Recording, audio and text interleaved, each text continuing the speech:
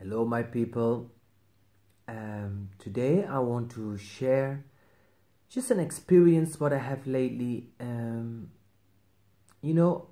I think all of us know already that that I'm a seeker, that I'm busy with my spirituality, and of course it always brings me to different parts of this spiritual levels. And lately I have more and more this feeling that there's actually not, it's always so difficult to explain exactly what I feel or where I am or what space I am. But my guru Paramahamsa Nityananda, he explains us so many times. He speaks about Sadashiva, he speaks about Mahasadashiva, and that is actually the embodiment of that space where we all are connected with, where we all coming from, where we all going back to, and that in every religion and every sacred books, it has all different meanings and different words and different explanations. But I think the most important thing is, and what I still believe, like Sanatana Hindu Dharma, is there's nothing older than that. These books, the sacred books, the Agamas, they're the oldest books on the planet Earth. Nothing else. Everything came from there. Even they say Jesus was in India. Every religion comes actually from the root of Sanatana Hindu Dharma. But I'm not here to speak about this religion is good, this is bad, this is wrong, this is the best. No, I'm just saying, like, I think all of us, we are all searchers, seekers to the highest source, the highest level of happiness. And I think we share that with every single human being on the planet Earth.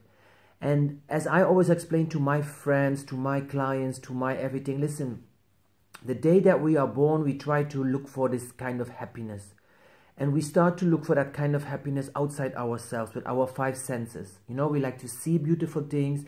We like to smell beautiful things. We like to taste beautiful things. We like to hear beautiful things. We want to experience beautiful things with our body, with our skin. And that is actually what keeps us attached to this world, to this worldly thing. So the moment when you have that nice piece of whatever, food, chocolate, whatever it might be, you want it again and again and again. You hear that beautiful music and it keeps you attached because you want to hear it again and again and again.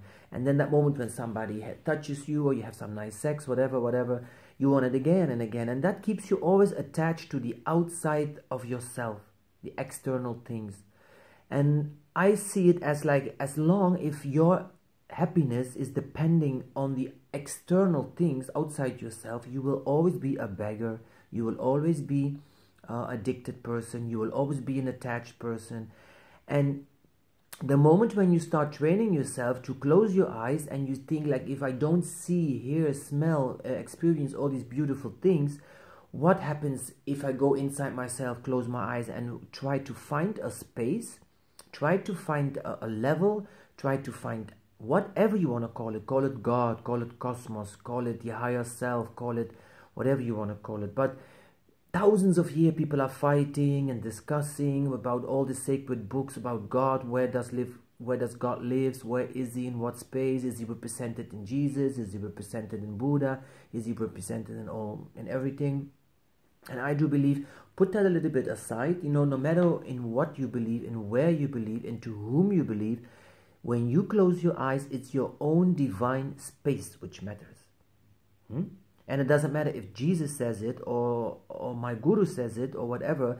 It is just that when we have an enlightened being in front of us, it's so easy. He brings us, he's that bridge between you and that divine space in you. You are that divine space, but we don't remember it all the time. So we forgot. We lose ourselves in that external attached world.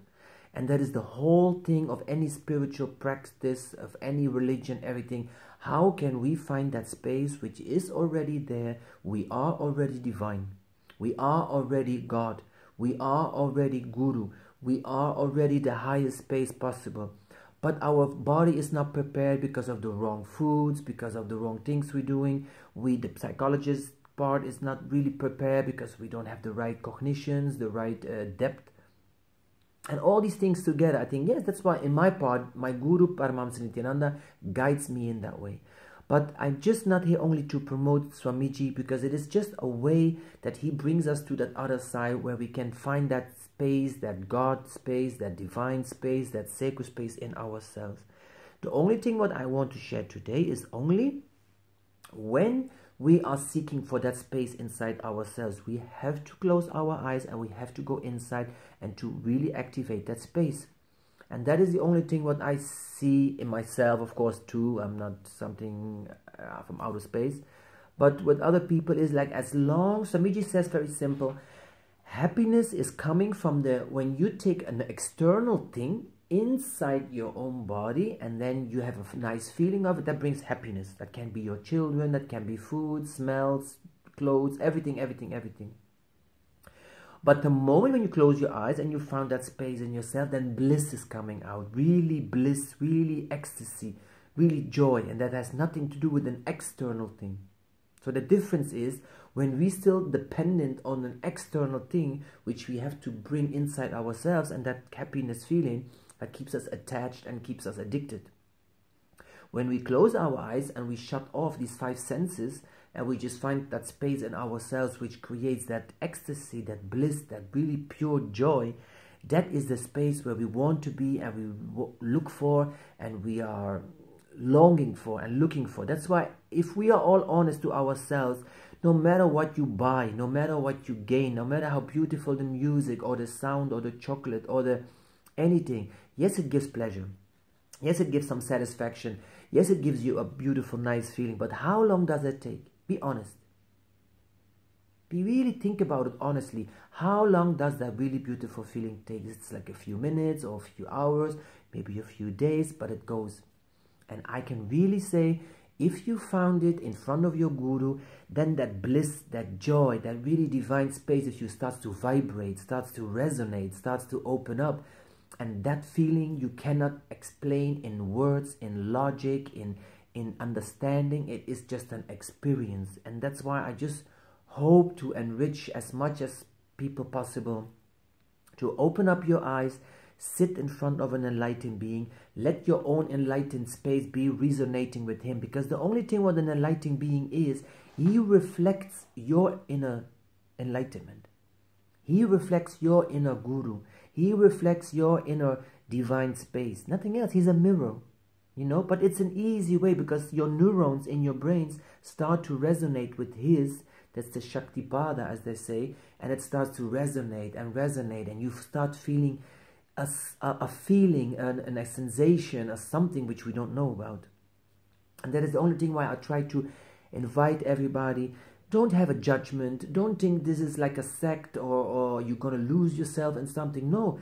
Try to put your eye away. Try to put the mind away, because that's your ego, that's your personality, and this and that. You think you're so special and you so identify yourself with your body, with your identification. Leave that for one part a little bit aside and sit in front of a nice video of Swamiji and let your being resonate with his being, and you will find something, you will feel something, you will experience something which you cannot ever find in the whole planet Earth. Believe me. That's the only thing I want to share today with you again. You know, make your own experience. Don't go straight away a judgment. Don't have an opinion. Don't try to say, oh, it's right or wrong or good or not good. Just take a video on YouTube. Sit down, be without judgments. Try to be in an open space. Just try to open yourself and just see what happens with your own being. That's what I wish to all of you and to myself and to every other human beings, because the only thing while we are born on this planet Earth is to re-find our enlightenment. And that's why enlightened beings coming to the planet Earth once in a while to give us that trick, to give us that bridge, to give us the books, to give us the explanation, to find again that space in us. That's it. That's my message. Thank you very much, and wish you all the best.